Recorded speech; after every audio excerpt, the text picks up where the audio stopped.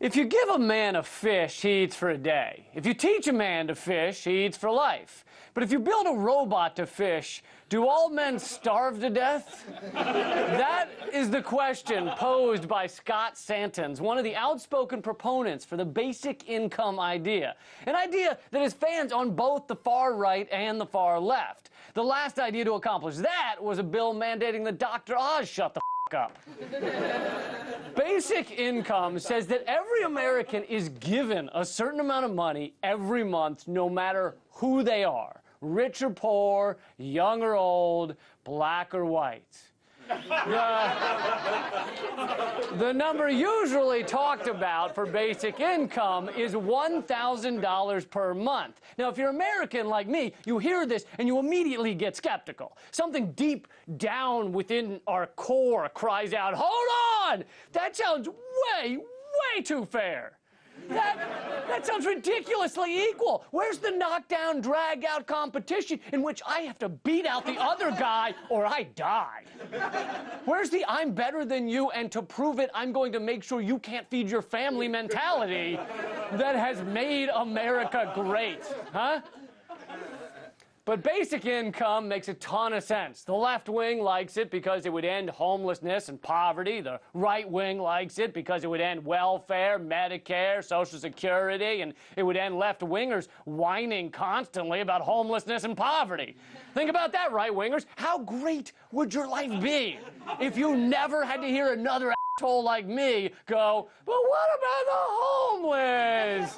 There's children forced to sleep inside dead raccoons, and then waking up at 3 a.m. to go to work at a factory that produces hookers for billionaires." Never have to hear it again. And basic income is not a new idea either. It was a stated goal of pinko, commie, leftist, feminazi Richard Nixon. And before the Senate crushed it, the House of Representatives even passed a bill for basic income in 1970. Nowadays, you'd have trouble getting the House to agree on a bill for basic water. Just ask Detroit. They love some basic water.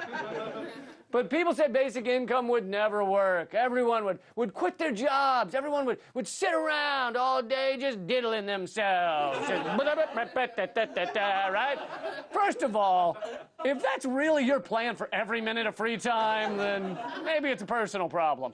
Secondly, if you replace diddling themselves with reading, creating art, spending time with your kids, planting a household garden, taking care of grandpa, and diddling fellow consenting adults of an appropriate age, then it doesn't sound so bad, does it?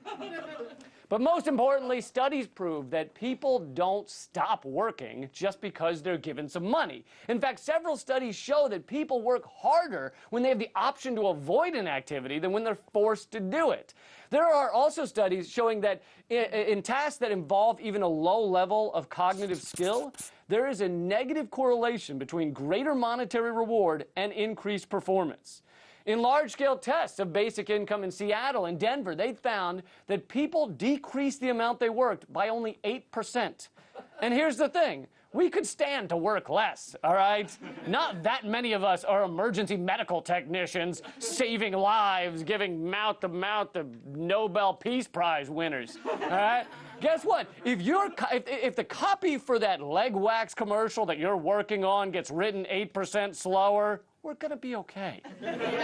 If 8% fewer bloomin' onions get delivered to customers, humankind will continue. Hell, think of some of the most powerful positions in the world. CEO of Goldman Sachs or Citibank. If they do 8% less work, how great would that be for the planet?